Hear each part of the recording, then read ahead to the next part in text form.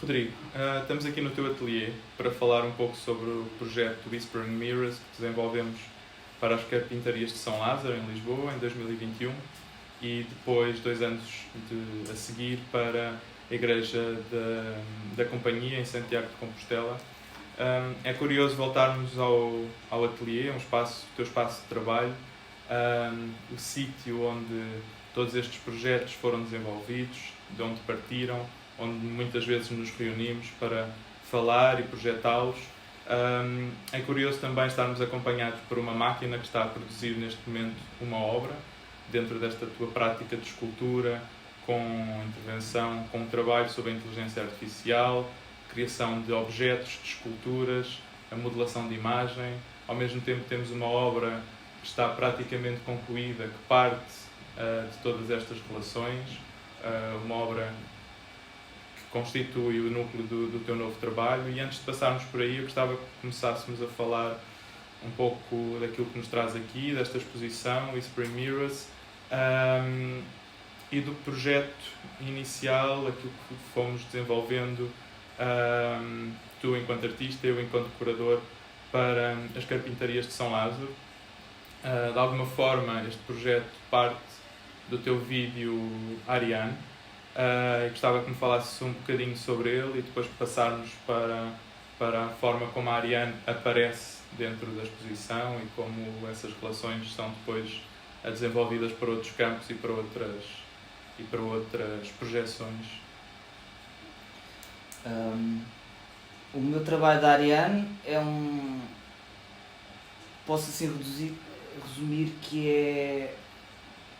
é uma imagem fantasma, uma imagem que pré-existente,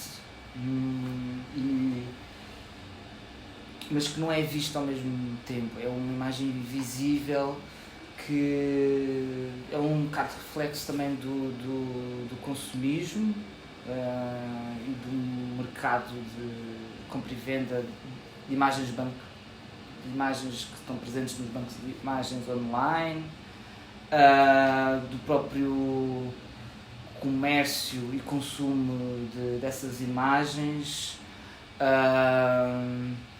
e o que quero aqui dizer com esta imagem invisível é que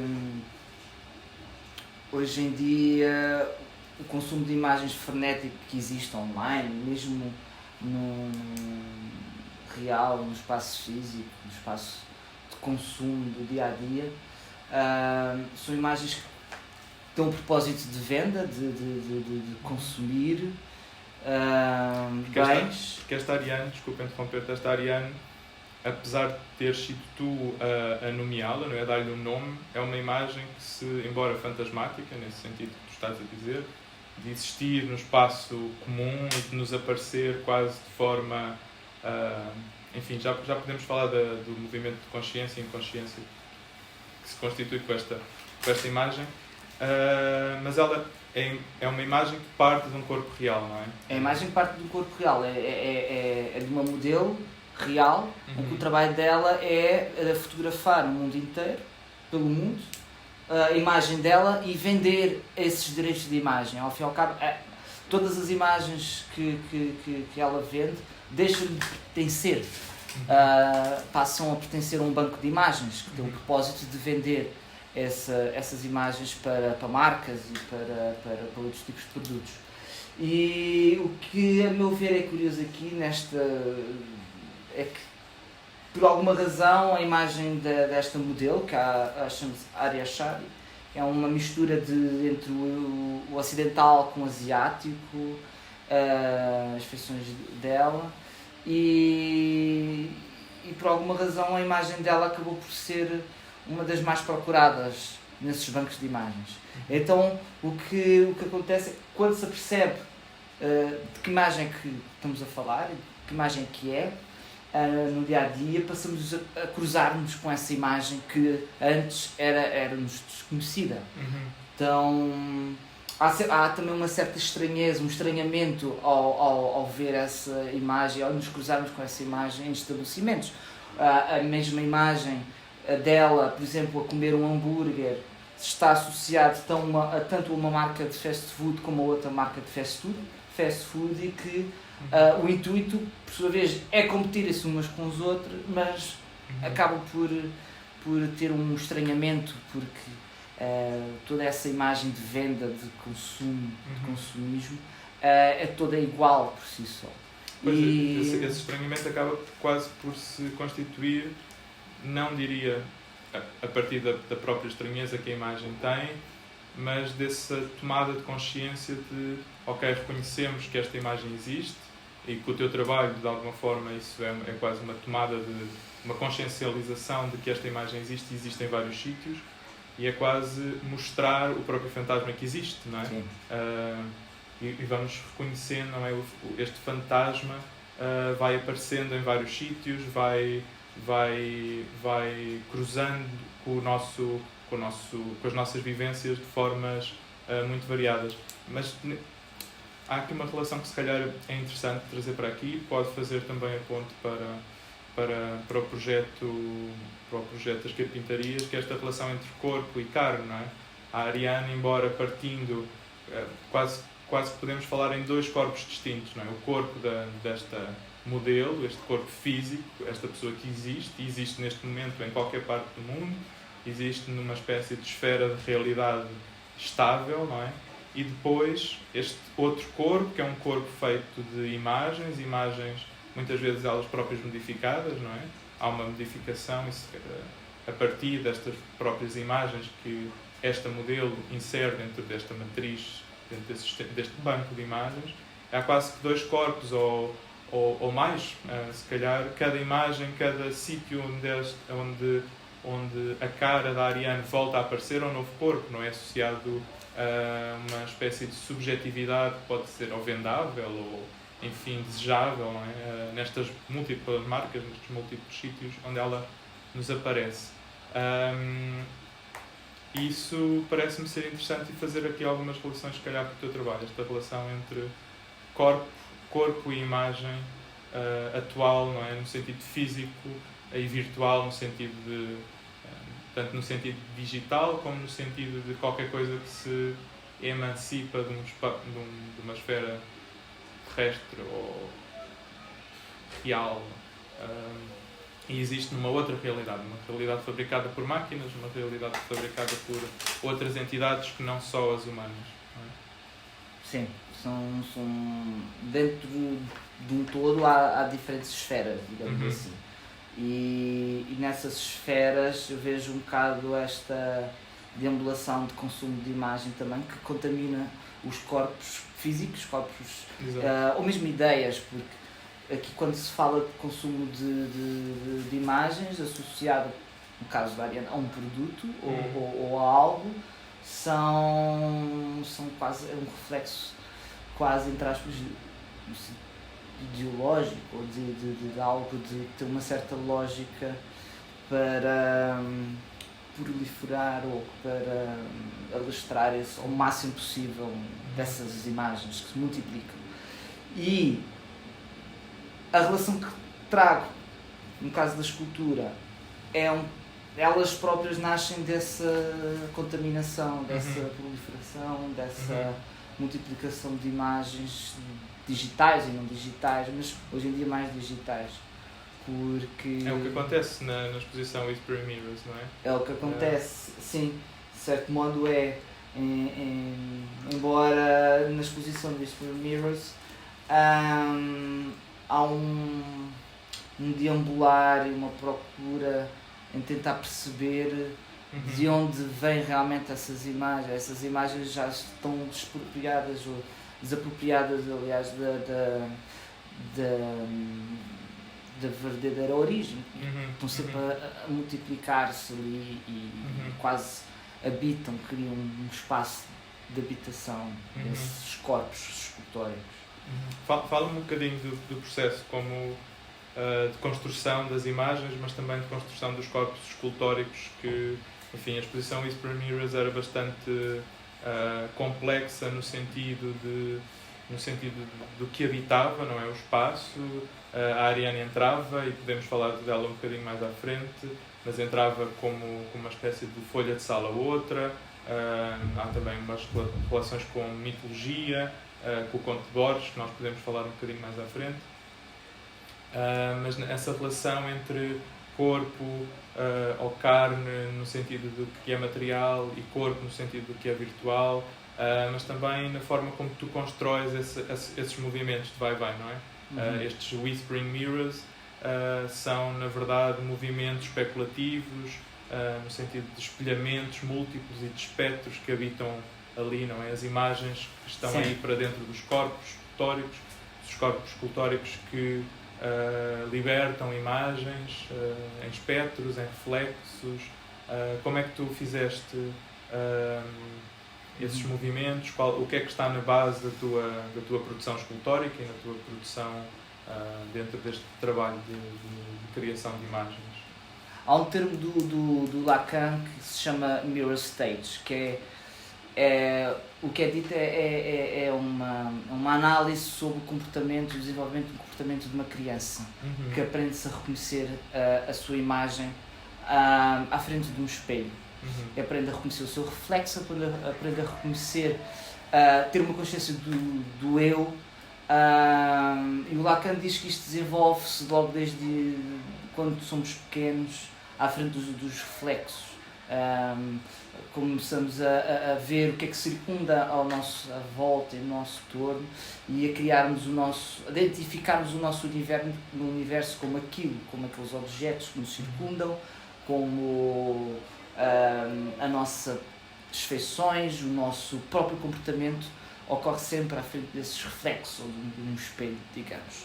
E o que eu acho aqui interessante é também o próprio desenvolvimento de fazer uma obra, é um bocado isso, o próprio desenvolvimento de construir, de idealizar, de pesquisar, é um bocado este reflexo, destes reflexos, aliás, que ocorrem no dia-a-dia, que ocorrem com leituras, ocorrem com este consumo de imagens, com a experimentação de materiais, falar de obra de arte. E o que eu quis passar é esta própria obra passar a ter um reconhecimento também por si só. Quase esta transmissão de elaboração de um corpo, que é um corpo do artista, para o outro corpo, que é o corpo da obra, e essa obra quase ter uma autonomia de formação de uma imagem em si, de uma quase autoconsciência dessa obra perante o mundo, perante aquilo que lhe circunda. E na exposição Whispering Mirrors há isto inserido, há esta gênese na exposição, que é o próprio espaço, falando das carpintarias de São Lázaro, um espaço baixo, isolado, mais contido, num sentido mais fechado e mais submersivo, em comparação à Igreja da Companhia em Santiago de Compostela, em que era algo com um outro tipo de escala, mais amplo, em que havia a relação da arte sacra com estas obras contemporâneas. E isto sim é esta metamorfose, esta autoconsumo de imagens circundantes, do próprio espaço arquitetónico com as obras em si. E depois aqui a relação também, temos o som, temos a imagem, temos o próprio corpo escultórico. O que me estás praticamente a dizer é que o teu movimento de criação de escultura e de criação de imagem é quase como tornar as esculturas, tornar os objetos quase pensantes por eles próprios, não é? Sim. Há uma espécie de pensamento animista que se pratica ali, não é? Há qualquer coisa de... Bem, acho que poderíamos levar isto para a figura do artista, quase associá-la a uma figura de Deus, aquele que cria, e depois há uma replicação dos corpos e das subjetividades, mas interessa-me se calhar esta relação tu estás a explicar do movimento de pensamento, não é? Ou seja, os corpos pensam-se a si próprios e estão neste constante movimento de tentar agarrar as imagens, que são as suas imagens, mas também outras imagens, quase como se houvesse tanto um movimento de introspeção, mas também de projeção e de imaginação, não é?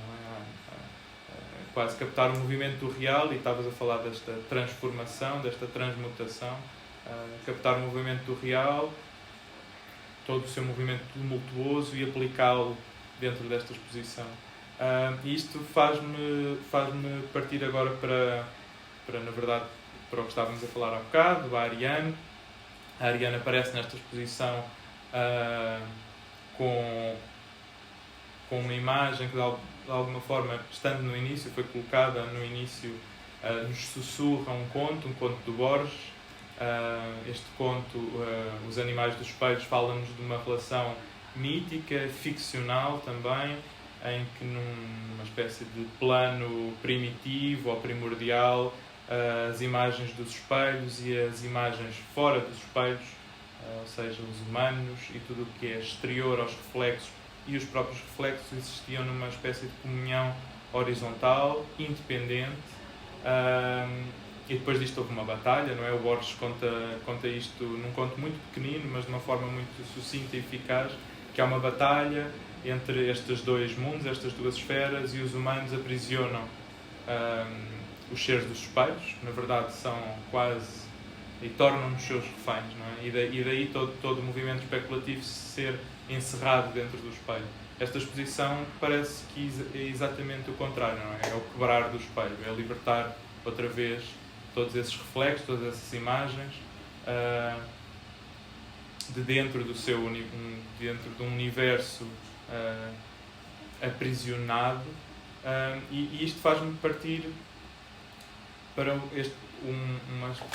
algo que acontece hoje em dia com esta realidade que estávamos a falar, do consumo, eu não diria tanto consumo, mas de uma profusão, de uma produção completamente massiva e quase autogerada de imagens, não é? Que existe nesta espécie de mundo outro que é o virtual, e de que forma isso também pode ser, e todo o trabalho que existe da inteligência artificial na criação destas imagens que são geradas pela própria máquina, ou seja, como uma entidade outra que não é humana a gerar as próprias imagens, não pode ser este mesmo movimento de libertação das imagens. Nós costumamos olhar para a inteligência artificial de uma forma muito perversa ou maligna, não é? Como se algo, e estamos com esta cabeça bastante sombria a olhar para nós, quase como se houvesse uma entidade maligna que se apoderou de repente do mundo e que nos toma. Mas podemos olhá-lo de outra forma. O que é que tu pensas sobre isso? Não sei se foi demasiado... Foi vários pontos. Se calhar foi para demasiados sítios. Foi diferentes pontos. Diana, pois, sobre essa questão do animismo,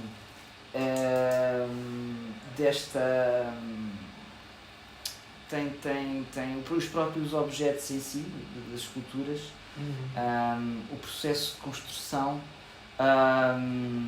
indica logo isso, porque nascem a partir de imagens virtuais, que essas imagens virtuais depois são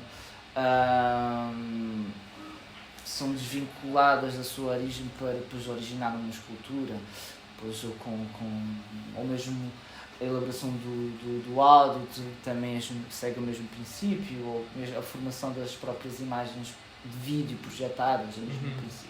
E a Ariane é um bocado assim, é uma imagem, uma fotografia, né? Mas que depois deixa de ser uma fotografia, passa a ser algo animado virtualmente, a partir do processo de machine learning, de inteligência artificial, que identifica esses componentes, e ao identificar esses componentes tem esta, outra vez, digamos, uma nova vida, uma nova forma de ser e de estar, e de transmitir uma mensagem que já não tem nada a ver. E que a partir daí é autogerada. E que a partir daí é gerada e transforma-se numa outra coisa. Tem uma existência própria, não é? E acaba por ter, não sei se é a existência própria em si, isso já não sei. Se calhar poderei nunca saber. Porque tem a ver com os algoritmos, né? Com que é formado essas imagens, e hoje em dia, no trabalho recente, cada vez mais, que que são usados esses algoritmos por si só que são formados a partir de arquivos, de outros arquivos, esses arquivos que são construídos com outras referências, com outras imagens, outros corpos, não é? E que esse algoritmo é treinado a partir desses outros corpos para dar gerar um outro corpo. Então há sempre este desvinculamento dessas imagens autogeradas que estão sempre a desvincular-se da sua origem.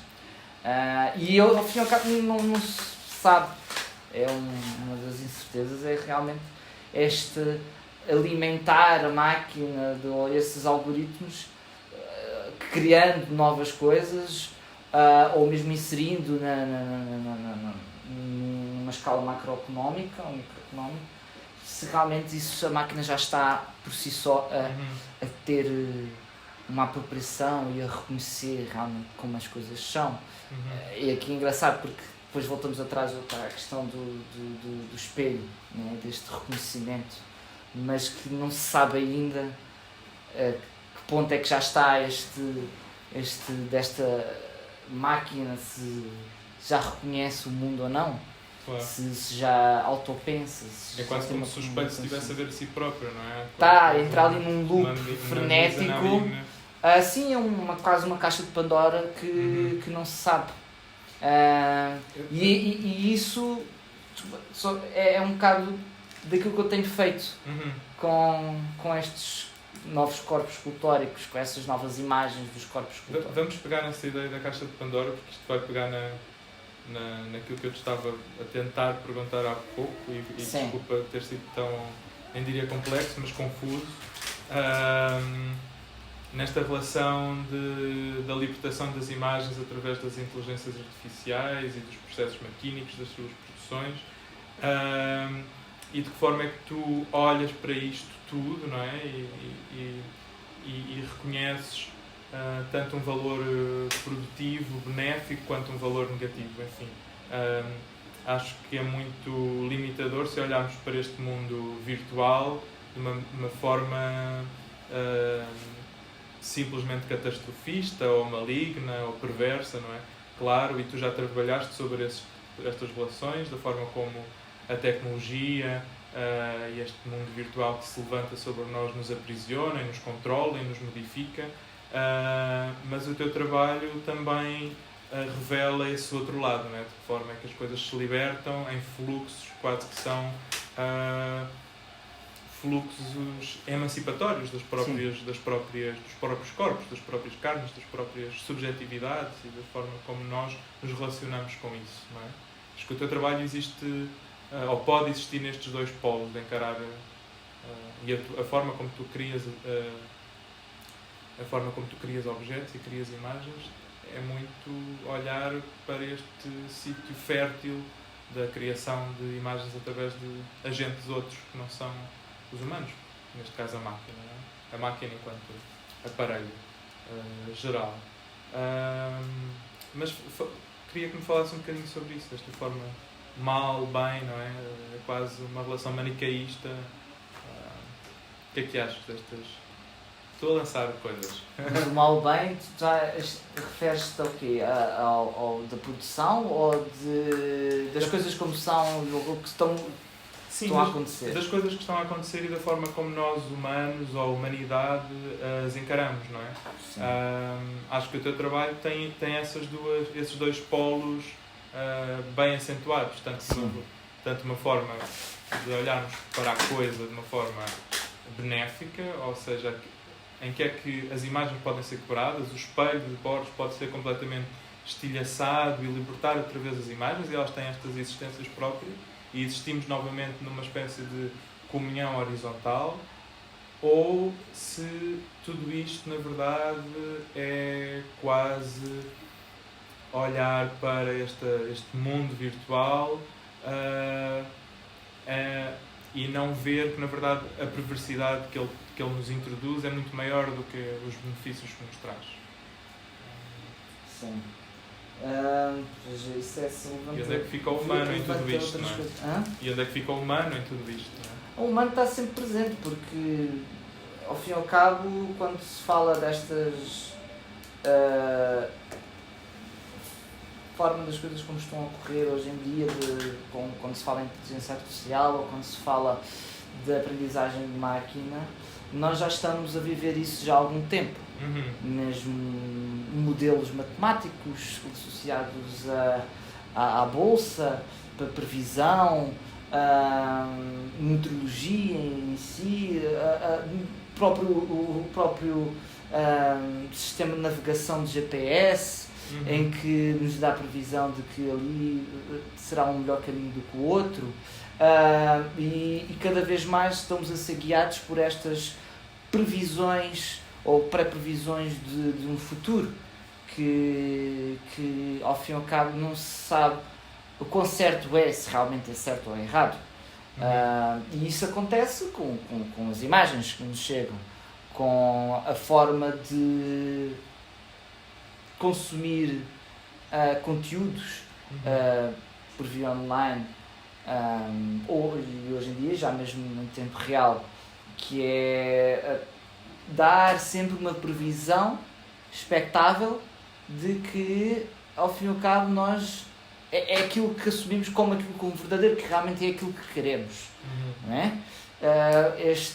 E isso é reflexo do próprio algoritmo que está a gerar, sempre a gerar e a consumir dados, e esses dados são transformados em coisas que supostamente são expectáveis para o ser humano, para no dia a dia, para estarmos a viver. E é um bocado assustador, porque ao fim e ao cabo estamos a ser já guiados, né? Somos marionetas destas inteligências, destes arquivos que estão na nuvem, digamos assim, que é uma coisa super abstrata, mas que não é assim tão abstrata. São cabos que são cabos submarinos que estão por baixo dos oceanos e que fazem esta ligação às tuas autoestradas de informações, de imagens e de dados. O que interessa-me aqui é explorar realmente essas vias, essas autoestradas de informação, a forma como hoje em dia surgem essas imagens, num espaço, nesse campo digital, num espaço, digamos, que está sempre a latejar, um espaço latente que está sempre a autoconsumir-se com diferentes informações, diferentes formas, e que isto é muito próprio da máquina em si, e que ao fim e ao cabo nós criamos, agora está-se a autogerar. E aqui, para voltar um bocado atrás à relação da escultura, das imagens, para não perder o pensamento, é que interessa-me sim esse espaço latente onde são formadas essas informações, e que é muito próprio da máquina, e traz-me a mim conteúdos e outras formas de ver a realidade. Eu acho que agora podíamos partir para a exposição em Santiago. É uma exposição que tem o mesmo nome, é um projeto que quase poderíamos articular num só, embora em diferentes espaços, em distintos espaços e com diferentes obras. Foram poucas as obras que transitaram de Lisboa para Santiago de Compostela, embora existam algumas que se mantiveram, e se mantiveram quase numa forma integral, embora instaladas e revistas em novas versões. E gostava que me falasse um bocadinho desta passagem, de como o projeto se rearticulou em Santiago, as novas obras, o que é que te interessou em específico no espaço. Santiago é uma igreja que neste momento está desacralizada, mas que conserva todas as feições de uma igreja barroca, e uma igreja barroca com dimensões um pouco anormais àquilo que estamos comumente habituados. É um espaço gigantesco, com todas as suas talhas, todas as suas naves. Gostava que me falasse um bocadinho desta passagem e das novas obras que incorporaste na exposição. Mas da passagem de Lisboa São Paulo também. para Santiago. Sim. Pois, o próprio espaço em si, acho que teve assim, um impacto em certas coisas que não faziam sentido, certas obras que não faziam sentido, passaram a fazer de outro modo sentido e se calhar um bocado o surgimento de novas obras que funcionaram bem ali, porque houve uma preocupação de uma certa relação das obras que já pré-existentes na igreja, da arte sacra, com estas novas obras em si que... Um diálogo, não é? Sim, que se estabeleceu ali. Que trazem um bocado da gênese das carpintarias, claramente, né? Mas que ali tem um novo sentido, uma nova dimensão, quase uma elevação desses corpos dentro desse espaço arquitetónico que é a igreja, e que é muito marcante em termos de iluminação, em termos de acústica, em termos de percurso, de atmosfera e outras ambiências. E é isso, ao fim e ao cabo, que tive este desafio, que foi esta nova emancipação de imagens e de obras nesse espaço que era uma igreja. Sim, há obras que falavas de uma nova elevação, há obras que literalmente estão nessa tensão, né? Sim, tem quase uma suspensão, um outro tipo de leveza que não existia nas carpintarias. E aqui esta leveza é marcante porque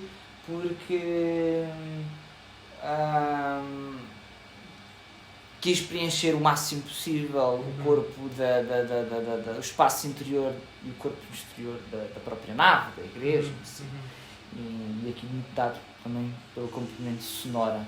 Sim, é interessante nessas relações de elevação ou quase de emancipação ou descolamento do chão, não é? Que estavas a falar, e da relação da produção de imagens com os corpos escultóricos. Acho interessante como nas carpintarias o que se estava ali em causa era este animismo destes entes escultóricos que estão a pensar-se a si próprios, mas num espaço muito circunscrito, quase como se fosse um casulo, não é? Ali há uma metamorfose que está a acontecer, não é? E em Santiago, esta passagem, embora existam claramente esculturas em que essas relações das imagens e dos corpos se constituam ainda, não é? E existem ali, nomeadamente com obras que vieram de Lisboa, mas também outras obras que fizeste com o mesmo tipo de movimentos, de reflexos, de um trabalho com imagens autogeradas e os corpos e tudo isso. Mas estou a referir-me se calhar às duas esculturas, às duas instalações escultóricas centrais, não é? É como se todo o espaço da paisagem desses corpos pudessem constituir também se emancipassem, não é? Aqui ela fala, estou a referir-me a essas duas esculturas, esse chão quadriculado, não é? Que é algo que aparece muito no teu trabalho, não é? Sim, essa matriz quadriculada, não é? Sim, que é quase esta matriz de construção e de que serve como guia ou referências para algo poderá ser projetado. Né? E aí é essa própria matriz que acaba por ter esta elevação, esta autoprojeção sobre o espaço dentro da igreja. E claramente cria uma espécie de infra-relação, de uma inframance entre o corpo escultórico com a arte sacra, com os santos, sim. Em que tem por si só as suas expressões, e que aqui acaba por ter esta nova forma de animismo, mas que este animismo é dado, para mim, acho eu, é dado sobre este vazio desta distância entre uma obra e a outra obra, entre uma coisa e outra coisa. E está sempre assim contaminado. Sim, eu acho que isso leva a que possamos pensar esta relação bastante forte entre o teu trabalho e os próprios movimentos da religião, neste caso a religião cristã, e a forma como também a produção de imagens e se calhar noutros tempos e de outras formas controlou ou descontrolou, não é? Uma espécie de sentido geral dos corpos ou de mobilização geral do mundo, não é? E parece-me que há aqui uma tensão entre o teu trabalho que faz com que tudo exploda de alguma forma, que todos os fantasmas se emancipem e se circulem autonomamente por todo o lado e ao mesmo tempo uma espécie de reverso, não é? Daquilo que é também uma produção de imagem, não é? A religião, o cristianismo foi durante séculos o grande produtor das imagens que se viam, daquilo que aparecia, não é? No espaço físico, mas e ao mesmo tempo esta relação de controle pelas imagens, de explosão das imagens, entra aqui neste conflito e nestes reenvios para uma zona virtual, não é? As imagens da religião reenviam também para um sítio ou outro que nós não vemos, não é? Vemos uma imagem, mas não vemos aquilo que ela está a querer dizer ou aquilo a que ela se está a referir, não é? Deus não se vê, mas representa-se numa imagem. E de que forma é que tu pensas estas relações de tensão entre o teu trabalho, que é um trabalho que faz com que tudo se emancipe de uma zona de controle, digamos assim, e depois o trabalho da religião, que é um trabalho de controle por si próprio? Pois nós vivemos já desde os primórdios perante símbolos, né? Nós vivemos sempre em prol a algo que necessitamos que nos guie, e esses símbolos servem como esse guia, né? Essa transmissão de uma ideia ou de várias ideias em que nós nos curvamos ou não perante esses ícones ou esses símbolos. E aqui claramente que numa igreja desacralizada já não existe tanto esta parte simbólica, porque supostamente o espírito ou aquilo que estava dentro dessas esculturas ou desses ícones e símbolos já não estão lá, já não são existentes. E aqui nestas posso pôr a questão que é se por si só o construir a escultura tem esta apropriação, esta transmissão de uma coisa que nasce de mim, nasce de um corpo para outro corpo, não é? É dado esta nova forma, uma ideia material, é formado também uma espécie de símbolo, não é? Uma presença. A ideia que eu projeto sobre uma escultura ou falar de uma escultura é uma ideia simbólica. E aqui, claramente, há esta combinação de simbolismos entre os ícones, entre as esculturas, entre as obras em si. Não é? E que torna-se uma outra coisa, numa nova ideia, que ao fim e ao cabo estamos a projetar uma ideia sobre corpos que estão dentro de uma igreja desacralizada, com obras que já foram cristãs, obras. Sim. E que é um novo pensamento, uma nova iconização daquilo. E o engraçado é que estas obras, ao construir, para mim, nascem de ícones hoje em dia. Mesmo a forma de comunicarmos online é muito dado por ícones, iconografias que expressam uma ideia, várias ideias, a conjunção de ideias, quase como fossem algo que nos remete a hieroglifos que combinam conjunções e outros tipos de formas, mas que é dado a partir de uma imagem, de um ícone. Mas ao mesmo tempo nós não perdemos uma certa relação de estranheza com as coisas, não é? Especificamente no teu trabalho e na esfera da arte há sempre essa... Especificamente num trabalho sobre, como o teu, acerca de, ou com a manipulação de tecnologias digitais, este mundo digital, o mundo virtual, tudo isso, e a forma como as imagens aparecem, o que estavas a dizer, não é? De projetar uma espécie de pensamento sobre os corpos, ou dotar as matérias de uma espécie de remissão para algo que nós não vemos, não é? E a forma como isso depois é revertido pelo teu trabalho também, não é? É algo que nós não vemos, que são as imagens digitais, existem, aparecem dentro dos corpos. Isso, e para finalizar, até porque esta edição da Interarte quer trabalhar sobre isso, esta relação com a magia, não é? Enquanto técnica do aparecer, não é? Mas ao mesmo tempo enquanto remissão para algo que é oculto, que é invisível, que está fora da nossa esfera da experiência, do corpo, dos nossos fluidos, não é? Daquilo que nos toca verdadeiramente, aparece, surge, não é? É quase como se existisse um ponto de ligação.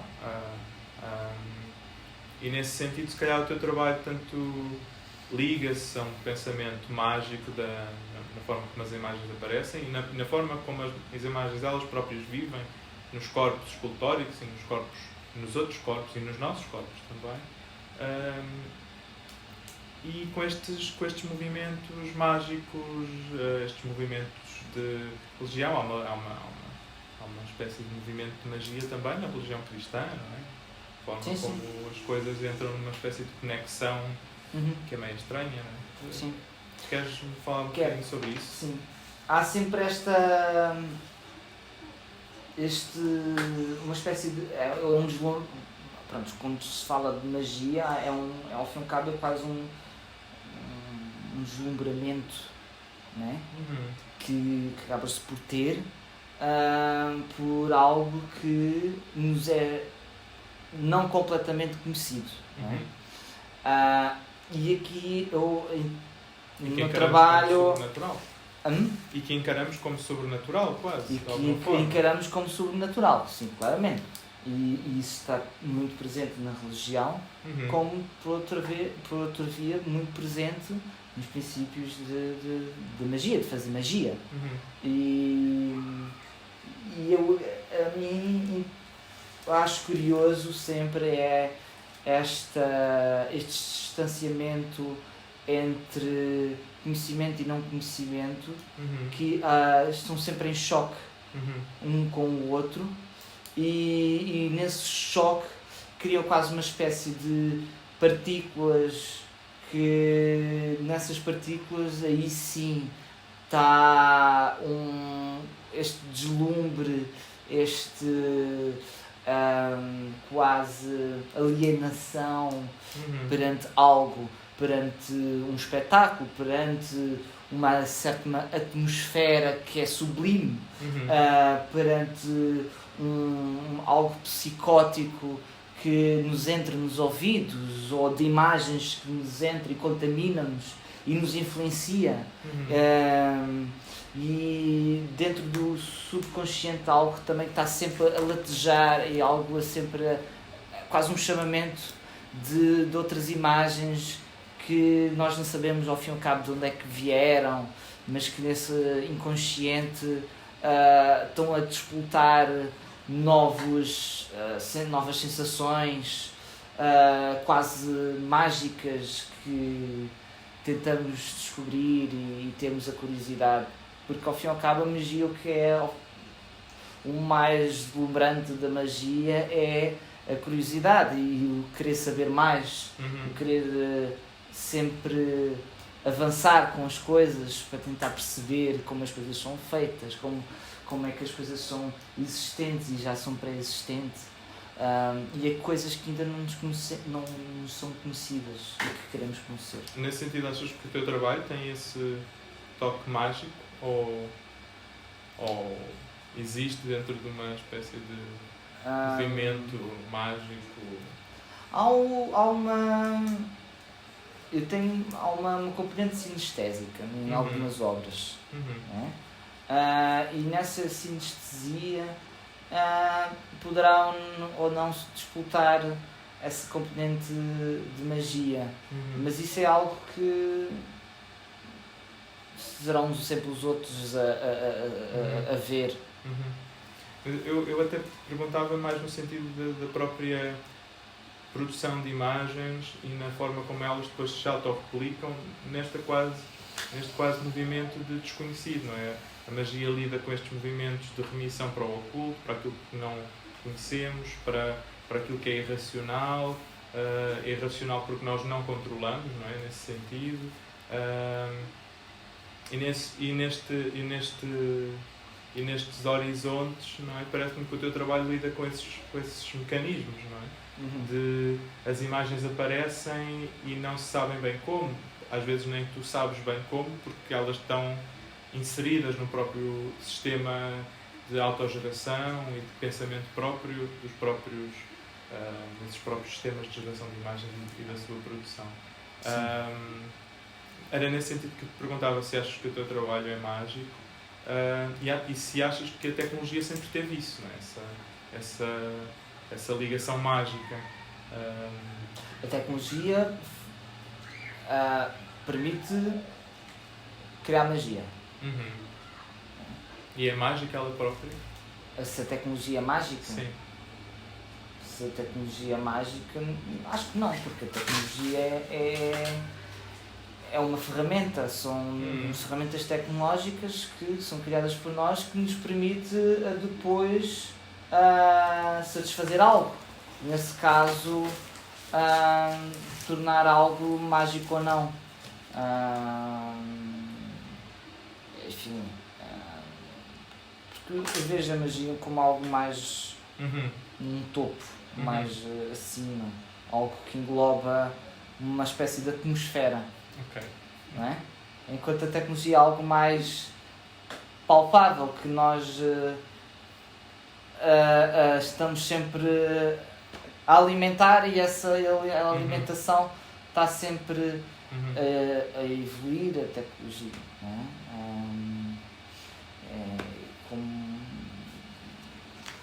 Como isso, ao fim e ao cabo,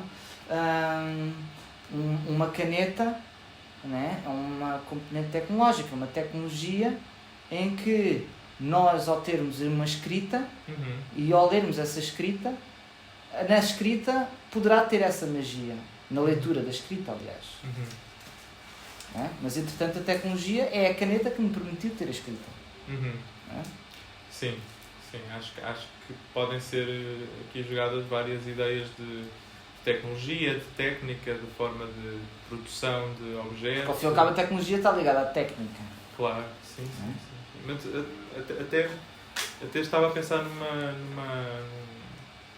que é um exemplo muito clássico do aparecimento da fotografia e da forma como as imagens geradas por máquinas fotográficas eram consideradas diabólicas, porque não se percebia bem como é que aquilo existia, essa relação mágica de deslumbramento, mas ao mesmo tempo de... Mas aí foi a tecnologia que permitiu criar essa... Mas aí foi a tecnologia, a ferramenta, que fez com que surgisse essa espécie de mágica, esse novo sentimento.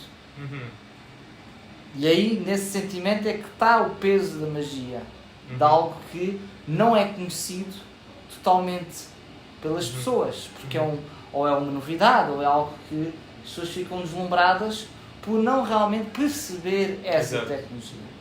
Mas isso é um sentimento, é algo que está superior. E que pode ser momentâneo, no sentido quase histórico, não é? Pode ser uma fotografia, depois percebeu-se como é que aquilo claramente, sim.